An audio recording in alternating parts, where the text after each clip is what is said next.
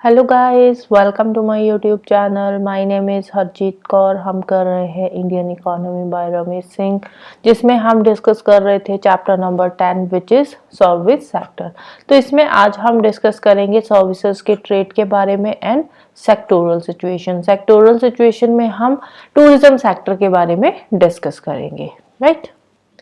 शुरू करते हैं सर्विसेज के ट्रेड से। ट्रेड का मतलब क्या होता है? ट्रेड का मतलब होता है export and import. Export and import दो चीजें आती है ट्रेड के अंदर। जैसे गुड्स का एक्सपोर्ट एंड इंपोर्ट होता है, वैसे ही सर्विसेज का भी एक्सपोर्ट इंपोर्ट होता है। आरबीआई के बैलेंस ऑफ पेमेंट डाटा के अकॉर्डिंग यहाँ पे कौन सा डाटा दे रखा है इन्होंने? अप्रैल से सितंबर 2019-20 का डाटा दे रखा है और इसको इन्होंने कंपेयर करा है पिछले पीरियड से, राइट। तो यहाँ पे आरबीआई का बैलेंस ऑफ पेमेंट का डाटा है। बैलेंस ऑफ पेमेंट क्या होता है? बैलेंस ऑफ पेमेंट होता है कि एक्सपोर्ट एंड इंपोर्ट हमारा कितना हुआ है, उसके बीच का जो एक्सपोर्ट इंपोर्ट का डिफरेंस होता है उसको बोलते हैं बैलेंस ऑफ पेमेंट।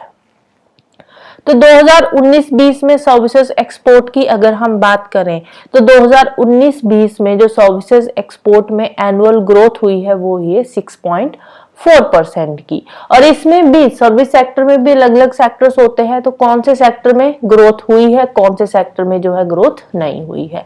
तो कौन से सेक्टर में यहाँ पे एक्सपोर्ट ग्रोथ हुई है? ट्रैवल हो गया, सॉफ्टवेयर, बिजनेस, फाइनेंशियल सर्विसेज, इन सेक्टर्स में एक्सपोर्ट ग्रोथ हुई है। मतलब कि हमारा एक्सपोर्ट जो है वो बढ़ा है as compare to previous year. लेकिन इंश्योरेंस सेक्टर की बात करें या बाकी की सर्विसेज लाइक जिसमें कंस्ट्रक्शन सर्विसेज भी आ जाती है, तो इसमें जो एक्सपोर्ट है हमारा, इसमें एक्सपोर्ट हमारा कम हुआ है, राइट। एक्सपोर्ट बड़ा कौन से सेक्टर में है? ट्रैवल में, software, business and financial services में हमारा जो एक्सपोर्ट बड़ा है। लेकिन कम कौन से सेक्टर्स में हुआ है? इंश्योरेंस सेक्टर में एंड बाकी की जो सर्विसेज है जिसमें कंस्ट्रक्शन आ जाती है। लेकिन अगर हम बिजनेस सर्विसेज की बात करें, बिजनेस सर्विसेज में एक्सपोर्ट की ग्रोथ बहुत ज्यादा हुई है। बिजनेस सर्विसेज में क्या चीजें आ जाती है? रिसर्च एंड डेवलपमेंट सर्विसेज होगी, प्रोफेशनल मैनेजमेंट कंसल्टेंसी सर्विसेज होगी, टेक्निकल ट्रेड रिलेटेड सर्विसेज। इन सारी सर्विसेज में बिजनेस से जो रिलेटेड सर्विसेज है इनमें एकदम से ग्रोथ हुई है 2019-20 में as compare to previous year, right. Next बात करते हैं इंपोर्ट की। इंपोर्ट में हमारी ग्रोथ हुई है 7.9% की 2019-20 में, राइट। तो इसमें भी सेम वही है, transport, software, communication, business services में हमारा जो एक्सपोर्ट है वो बड़ा है, जबकि फाइनेंशियल, इंश्योरेंस सर्विसेज में यहाँ पे जो इंपोर्ट है हमारा थोड़ा कम हुआ है। बिजनेस सर्विसेज में इंपोर्ट ज्यादा हुआ है, जिसमें प्रोफेशनल मैनेजमेंट कंसल्टेंसी सर्विसेज आ गई, technical and trade related services आ गई। सेम वही चीजें यहाँ पे आ जाती है। अब ये बात थी एक्सपोर्ट इंपोर्ट की। ट्रेड की, ट्रेड क्या होता है? एक्सपोर्ट एंड इंपोर्ट करना।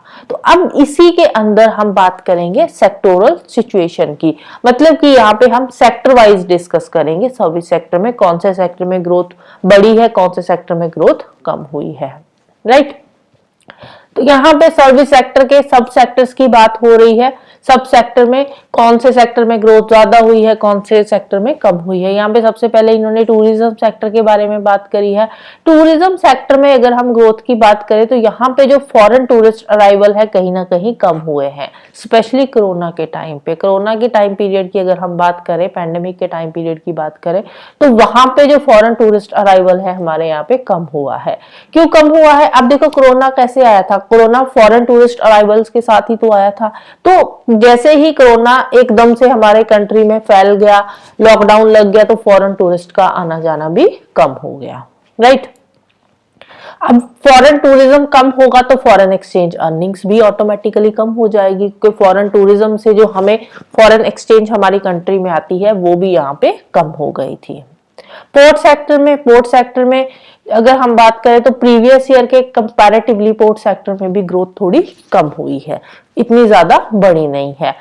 अगर हम बात करें वायरलेस फोन सब्सक्रिप्शंस की, वायरलेस फोन सब्सक्रिप्शन बढ़ा है और वायरलेस इंटरनेट सब्सक्रिप्शन भी बढ़ा है, स्पेशली पैंडेमिक के टाइम। नेक्स्ट बात करते हैं टूरिज्म सेक्टर की। टूरिज्म सेक्टर हमारी इकोनॉमिक ग्रोथ में एक मेजर रोल प्ले कर रहा है, हमारी जीडीपी में ये एक मेजर रोल प्ले कर रहा है। फॉरेन एक्सचेंज अर्निंग्स आती है टूरिज्म से, एम्प्लॉयमेंट जनरेट होता है। देखो फॉरेन एक्सचेंज अर्निंग्स कैसे आएगी, फॉर एग्जाम्पल लेकर इसको समझते हैं।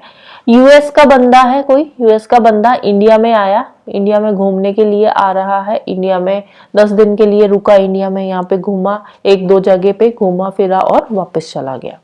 अब यहाँ पे हम क्या कर रहे हैं, यहाँ पे हम सर्विसेज का एक्सपोर्ट कर रहे हैं, यहाँ पे सर्विसेज एक्सपोर्ट हो रही है। यूएस का बंदा इंडिया में आकर घूम रहा है। अब देखो यूएस का बंदा इंडिया में आया, इंडिया में आकर किसी होटल में रुकेगा, इंडिया में खाना खाएगा, इंडिया की इकोनॉमी में जो डॉलर्स है आकर इन्वेस्ट करेगा, इन्वेस्ट तो नहीं बोल सकते, खर्च करेगा, खर्च बोल सकते हैं, राइट। तो इंडिया की इकोनॉमी में आकर वो यूएस का बंदा अपने डॉलर्स खर्च कर रहा है, यहाँ पे आकर होटल में रुकेगा, होटल का रेंट दे रहा है, खाने पीने का खर्चा उठा रहा है।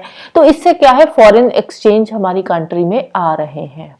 इसका उल्टा अगर इंडिया का बंदा यूएसए में जा रहा है, इंडिया का कोई बंदा है वो यूएस में गया, यूएस में जाकर सेम घूमा, 10 दिन के लिए वहां पे रुका और वापस आ गया इंडिया में, तो यहाँ पे हम क्या कर रहे हैं, यहाँ पे हम सर्विसेज को इंपोर्ट कर रहे हैं, राइट। तो यहाँ पे जो फॉरेन एक्सचेंज है वो हमारी कंट्री से जा रही है, लेकिन इस केस में जो फॉरेन एक्सचेंज है हमारी कंट्री में आ रही है, फॉरेन एक्सचेंज अर्निंग्स हो रही है। एम्प्लॉयमेंट कैसे जनरेट होता है, एम्प्लॉयमेंट की बात करें तो अब कोई भी फॉरेन टूरिस्ट इंडिया में आता है, किसी होटल में रुकेगा, तो होटल ज्यादा से ज्यादा बनेंगे, होटल्स बनेंगे, रेस्टोरेंट्स में खाना खाएगा तो रेस्टोरेंट्स बढ़ेंगे, या घूमने के लिए गाइड्स ले लेते हैं, तो कई लोग होते हैं गाइड का काम करते हैं, या टूरिस्ट स्पॉट पे कई लोग फोटो खींचने का काम करते हैं। तो बहुत सारे लोगों को एम्प्लॉयमेंट भी मिलता है टूरिज्म सेक्टर से, राइट। इंडिया में टूरिज्म सेक्टर की परफॉर्मेंस काफी अच्छी रही है 2015 से 2017 के बीच में। 2015 से 17 के बीच में हमारी जो टूरिज्म सेक्टर की ग्रोथ है काफी अच्छी रही है। इंडिया में बहुत सारे फॉरेन टूरिस्ट आए हैं, लेकिन 2019 में जनवरी से अक्टूबर के बीच में अगर हम बात करें तो जो फॉरेन टूरिस्ट अराइवल है वो कहीं ना कहीं कम हुआ है। 2019 में 2.7% जो ग्रोथ है वो कम हुई है फॉरेन टूरिज्म की as compare to 2018। International tourism arrivals की बात करें तो 2019 में इंटरनेशनल टूरिज्म अराइवल में भी स्लो डाउन देखने को मिला है as compare to previous year, right. Foreign exchange, अब देखो टूरिज्म अगर कम होगा तो फॉरेन एक्सचेंज अर्निंग्स भी जो टूरिज्म सेक्टर से आ रही है वो भी ऑटोमेटिकली कम हो जाएगी।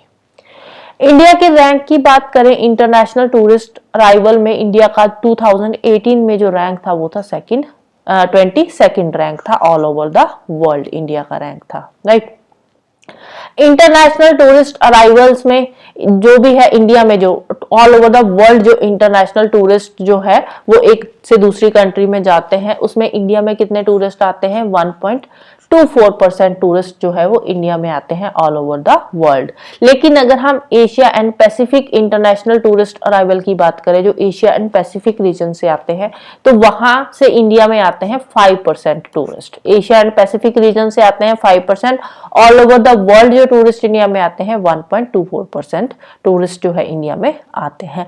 All over the world India का रैंक 13th है और एशिया एंड पैसिफिक रीजन में 7th रैंक आ जाता है in terms of tourism foreign exchange earnings. Foreign exchange earnings का ये रैंक है यहाँ पे। अब 2023 का एक डाटा है वर्ल्ड इकोनॉमिक फोरम का। वर्ल्ड इकोनॉमिक फोरम ने travel and tourism development index निकाला था, travel and tourism development index. इसके अकॉर्डिंग इंडिया का रैंक क्या है, 2023 का डाटा है, इसके अकॉर्डिंग इंडिया का रैंक है 54th। किसमें, travel and tourism development index में इंडिया का रैंक है 54th। इसमें टोटल कितनी कंट्रीज का जो एनालिसिस किया गया है, सर्वे किया गया है, इसमें टोटल 117 कंट्रीज का एनालिसिस किया गया है, सर्वे किया गया है, जिसमें इंडिया का रैंक आया है 54th। वर्ल्ड इकोनॉमिक फोरम का ये डाटा है, राइट।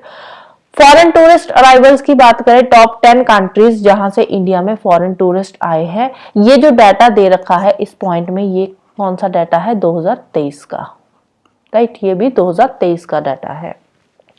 इसमें सबसे ज्यादा टूरिस्ट इंडिया में आए हैं यूएसए से 22.19%। फिर सेकंड नंबर आता है बांग्लादेश का, बांग्लादेश से आए हैं 20.29%। देन थर्ड नंबर पे United Kingdom, then Australia, Canada, Sri Lanka, Nepal, Germany, Singapore and Malaysia. अब जितने भी फॉरेन टूरिस्ट इंडिया में आए हैं इसमें से जो 62.4% जो टूरिस्ट आए हैं वो इंडिया में सिर्फ और सिर्फ छुट्टी मनाने के लिए आए हैं, घूमने के लिए आए हैं, हॉलीडेज, लेजर टाइम, रिक्रिएशन के लिए आए हैं।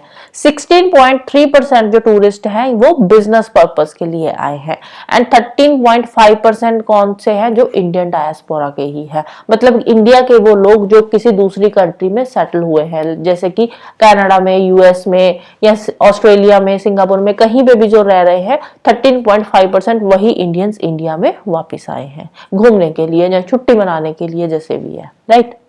टॉप 5 स्टेट्स जहां पे डोमेस्टिक टूरिस्ट अक्सर कर जाते हैं, डोमेस्टिक टूरिस्ट मतलब इंडिया के ही, जैसे होता है ना कि जब स्नोफॉल होती है तो हमारे लोग पहाड़ों की तरफ चले जाते हैं कि चलो जी स्नोफॉल देखने जाते हैं, तो ये क्या होता है डोमेस्टिक टूरिज्म। कोई पंजाब का बंदा है तमिलनाडु घूमने के लिए जा रहा है या तमिलनाडु का बंदा सिक्किम घूमने के लिए जा रहा है, तो ये क्या है डोमेस्टिक टूरिज्म।